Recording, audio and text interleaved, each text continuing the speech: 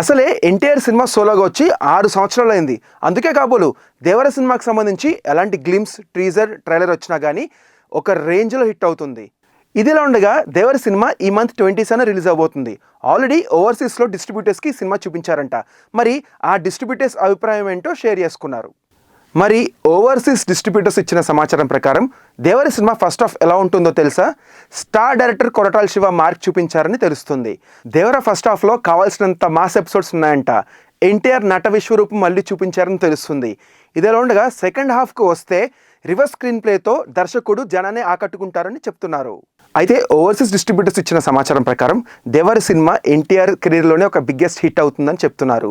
అలానే star director Koratala Siva mark direction దీంట్లో ఉంటుందంట. ఫ్యాన్స్కి కావాల్సినంత మాస్ ఎలిమెంట్స్ ఈ సినిమాలో ఉంటాయంట. అలానే జానీ కపూర్తో ఎన్టీఆర్ యొక్క సీన్స్ అనేవి సినిమాకి హైలైట్గా నిలుస్తుందంట. అలానే ఎన్టీఆర్ జాహ్నవి కపూర్ మధ్యలో జరిగే సీన్స్ అన్ని కూడా ప్రేక్షకుల్ని అలరిస్తాయంట. ఎన్టీఆర్ మాస్ యాక్టింగ్, అనిరుద్ ఇచ్చిన బీజిఎం, అలానే డిఓపి రత్నవేల్ ఇచ్చిన సినిమాటోగ్రఫీ ఈ సినిమాకి కీ హైలైట్స్కి నిలుస్తాయంట. సో ఏదేమైనా దేవర సినిమా రిలీజ్ అయిన తర్వాత పాత సినిమాల రికార్డ్స్ మొత్తం తిరగరాస్తుందని సినీ వర్గాలు చెప్తున్నాయి.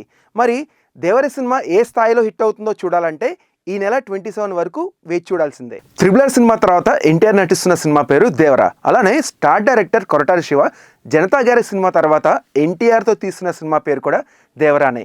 అలానే ఎన్టీఆర్ 6 సంవత్సరాల తర్వాత సోలో హీరోగా మన ముందుకు వస్తున్న సినిమా కూడా దేవరానే. అయితే దేవర సినిమాలో ఎన్టీఆర్ పక్కన స్టార్ హీరోయిన్ శ్రీదేవి కూతురు జానీ కపూర్ నటిస్తుంది. తనకిది తెలుగులో తొలి చిత్రం. ఇక ఎన్టీఆర్ని ఢీకొట్టే విధంగా స్టార్ హీరో సైఫ్ అలీ ఖాన్ ఈ సినిమాలో నటిస్తున్నారు.